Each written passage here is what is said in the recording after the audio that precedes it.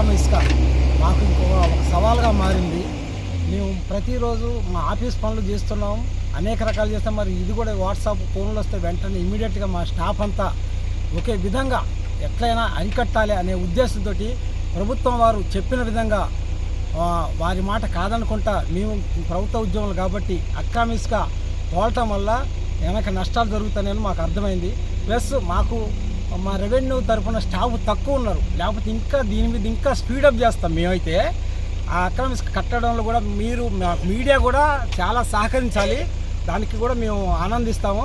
మరి మా ఒక్కరి వల్లే కాదు, దీనికి రెవెన్యూ ఉంటుంది, పోలీసు ఉంటుంది, అందరి వల్లే కానీ మా రెవెన్యూ వల్ల కాదు. అయినా సరే మేము పగలు ఆఫీస్ ఉద్యోగాలు చేస్తూ అర్ధరాత్రి ఫోన్ వస్తే మళ్ళీ ఈ టైం వరకు కూడా ఇట్లా టెన్షన్లు చాలా తీసినాం, ఇదివరకు కూడా తీస్తున్నాం. అంతకుముందు ఆర్ఐ గారు మేమంతా కలిసి ఖచ్చితంగా మేము ప్రభుత్వానికి న్యాయంగా చేయటానికే మా ఉద్యోగ విధి నిర్వహణలో ఉంటున్నాము.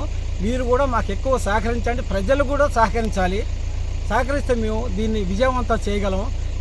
మా మీద కొంత వింతలు కూడా సృష్టిస్తున్న అధికారులు ఏం చేస్తున్నారు, చూస్తున్నట్టు పోతున్నారు, కళ్ళు మూసుకున్నారా అంటే మేము ఒక మనుషులని, మాకు 2 చేతులు ఉన్నాయి, 2 కాళ్ళు ఉన్నాయి, 4 కాళ్ళు లేవు, 4 చేతులు లేవు మేము చేయడానికి. మీ సహకారం మాకు 90% అవసరం ఉంటుంది.